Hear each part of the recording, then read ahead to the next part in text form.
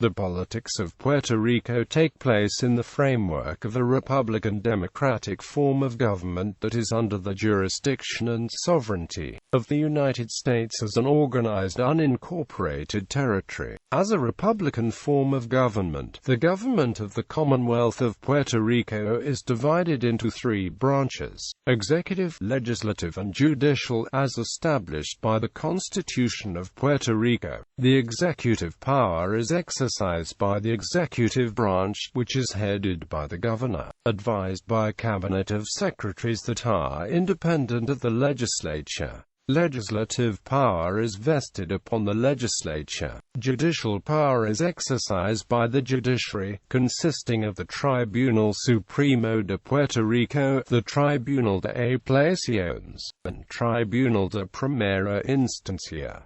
There is also a federal court to hear cases of a federal nature with federal jurisdiction. Puerto Rico's governor, who is the head of government, and the members of the legislature are elected every 4 years by popular vote. Puerto Rico's legislature is a bicameral body consisting of a Senate and a Cámara de Representantes. The members of the judicial branch are appointed by the governor with the approval of the Senate to serve until they reach age 70. Due to the status of Puerto Rico as a territory of the United States, its residents cannot vote in the U.S. presidential elections. Politics in Puerto Rico revolve around a multi-party political system. The politics of Puerto Rico is dominated by three political parties: the Partido Nuevo Progresista, the Partido Popular Democrático, and the Partido Independentista Puertorriqueño. Since the 1898 invasion of Puerto Rico by the Americans during the Spanish-American War, politics in Puerto Rico have been significantly shaped by its status as territory of the United States. The nature of Puerto Rico's political relationship with the United States is the subject of ongoing debate in Puerto Rico, in the United States, the United Nations and the international community. Political history. 1 year after the United States invasion of the island, José Celso Barbosa embraced the idea of annexation as a U.S. state as a solution to the colonial situation and founded the Republican Party in 1899. Dr. Barbosa had been the leader in the autonomous party that favored a republican government for Spain. For much of the 19th century, the principal parties favored Puerto Rico becoming one of the Spanish provinces in equal footing with the rest of the provinces. Such a standing was given twice under liberal governments, but it was revoked as many times when the monarchs regained the power.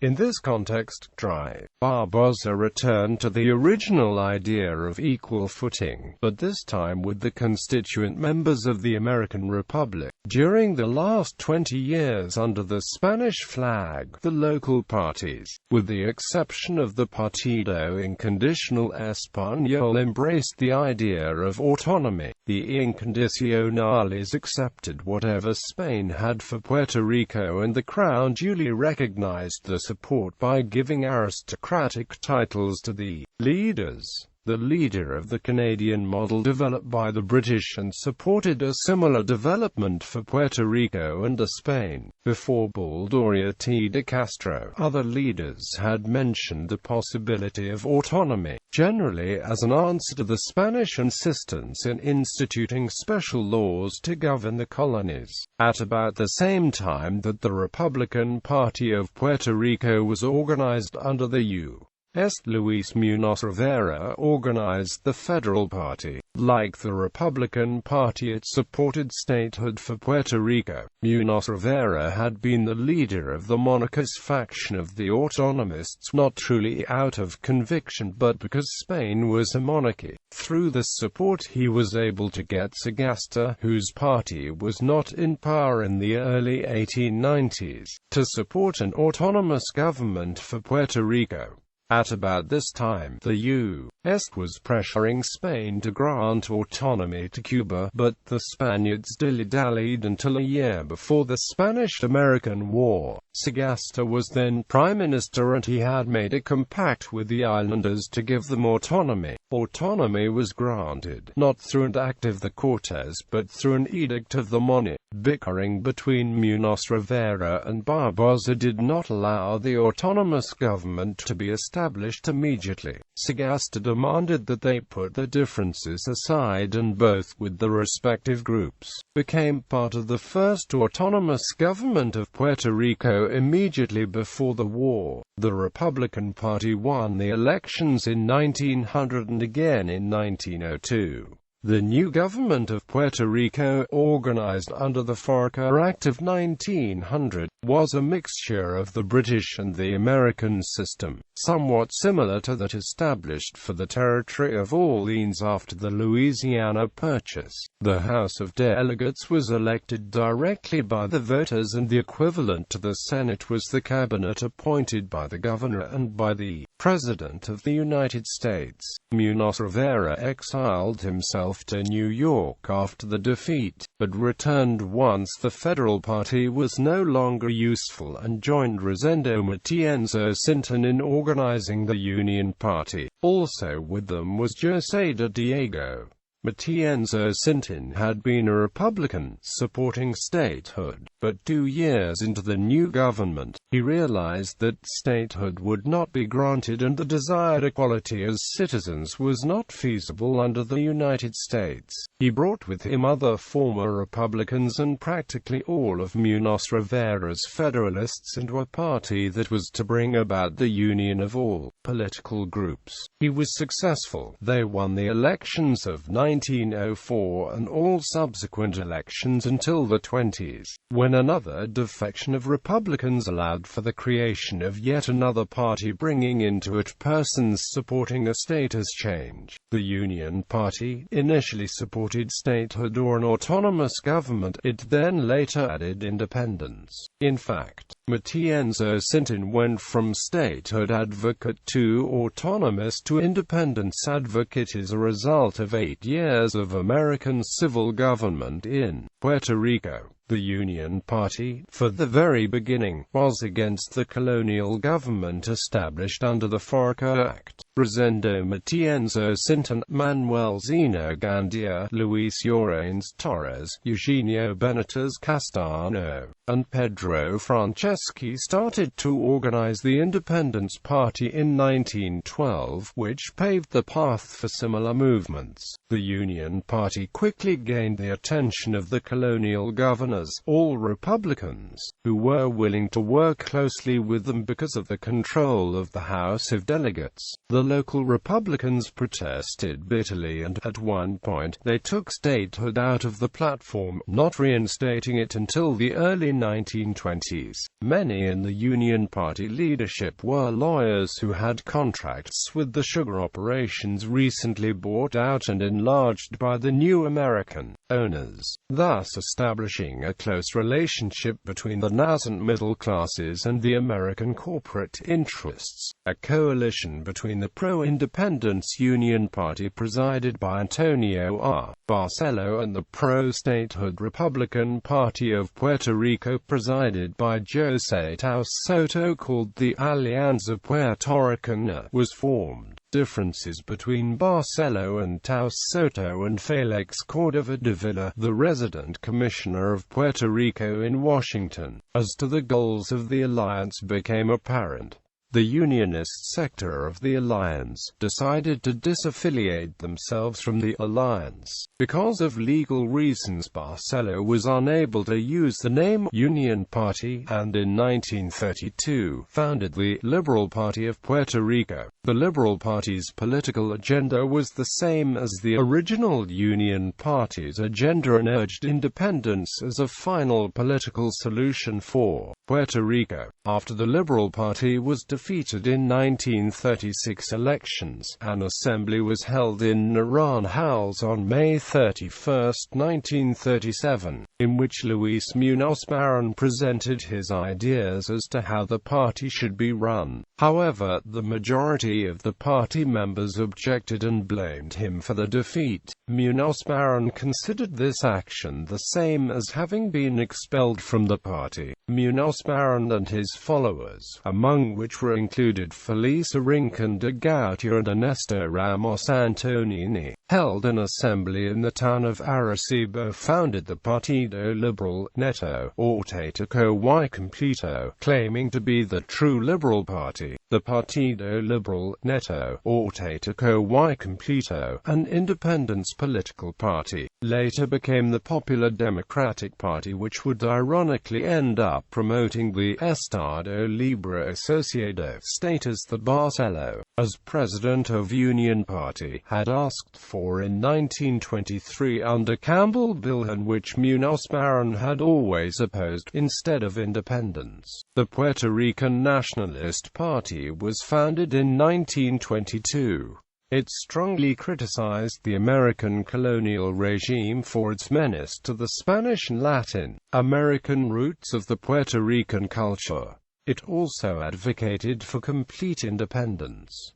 The PNP began to grow with the leadership of Dr. Pedro Albizu Campos, who was later jailed by the colonial regime under charges as a subversive leader. On March 21, 1937, a peaceful march was organized in the southern city of Ponce by the Nationalists after receiving authorization from the pertinent authorities. The march was organized to commemorate the abolition of slavery and to demand the release of Albizu Campos from federal prison. The permit, however, was revoked by the U.S.-appointed governor of the island, Blanton Winship, minutes before the march was to start. The march turned into a bloody event when the Insular Police opened fire upon what a U.S. congressman and others reported were unarmed and defenseless cadets and bystanders alike, killing 19 and badly wounding over 200 more, many in the backs while running away. It came to be known as the Ponce Massacre. Luis Muñoz Marin founded the Popular Democratic Party in 1940. The slogan was Pan, Tierra y Libertad. The party favored independence for the United States in its initial stages, but social and economic reform were priorities in the political agenda. The Puerto Rican Independence Party was formed 6 years later by dissidents who saw the PPD moving away from the ideal of independence. During that period, the colonial regime appointed the first Puerto Rican governor, Jesus D. Pinheiro, until 1948, when the people elected Luis Muñoz Marin, the first elected governor. The years of 1944 to 1948 were crucial ones in the direction of the country. Luis Muñoz Marin shifted his goals from independence to state-like autonomy to accommodate better economic circumstances.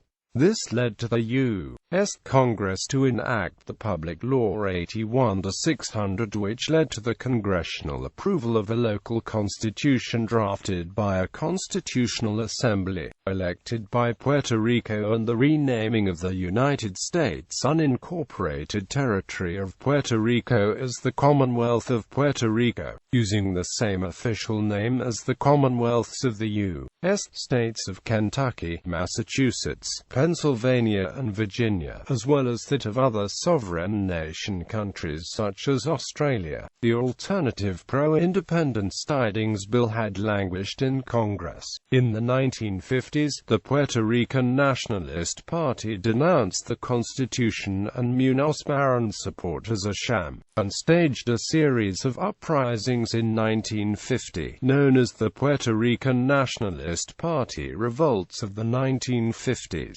of which the most notable were the ones in Jayuya, Utuado and San Juan, plus the attack on Blair House, and the United States House of Representatives in 1954. 23 people were killed and more than 50 were injured. Governor Munoz Marin inaugurated the new status called Estado Libre Asociado, or Free Associated State in English, and raised the Puerto Rican flag, along with La Borinquena, the official anthem of Puerto Rico, for the first time on July 25, 1952, date in which Puerto Ricans celebrate the Constitution of Puerto Rico. 1968 present. The new Progressive Party was founded in August 1967 by Luis A. Ferre, a month after the July 23, 1967 local plebiscite and the year before the PNP won the 1968 elections. The party saw the ideology of annexation as a U.S. state as a civil rights issue. The creation of the new Progressive Party polarized the political arena to a great degree as radical independence groups were formed in the 1970s, and the Puerto Rican Socialist Party, a Marxist and Cuba-friendly party, was created.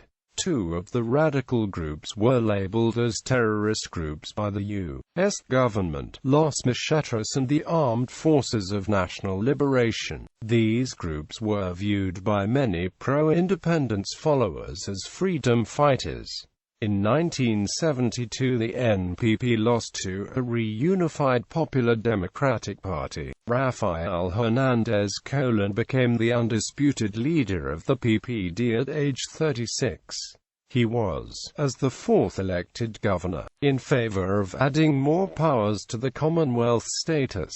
One of his projects was the Puerto Rican-owned marine transportation. In order to control the costs of the marine transport in Puerto Rico, the marine company Sealand was bought to form Navieras of Puerto Rico in 1974. The fifth governor was Carlos Romero Barceló, a fierce supporter of the annexation as a U.S. state of Puerto Rico. Under his administration, Section 936 of the U.S. Internal Revenue Tax Code was implemented as an economic incentive. This allowed American companies to profit in the island without paying taxes. His administration was shadowed by the Cerro Maravilla affair, where two independence activists were killed by police agents. This created a Watergate-like scandal that was later investigated by the Senate. In 1980, Romero Barceló was re-elected governor by a controversial 0.2% margin, but lost control of the Senate and, a year later, the House of Representatives to the PDP. Independence radical groups placed bombs on 11 jet fighters in 1981 in the Muniz base, and the U.S. removed all of its fighter aircraft from Puerto Rico. Rafael Hernández Colón became the head of government for the second time in 1984, was re-elected in 1988 and remained in power until 1992. Pedro Rosello became the sixth elected governor in 1992.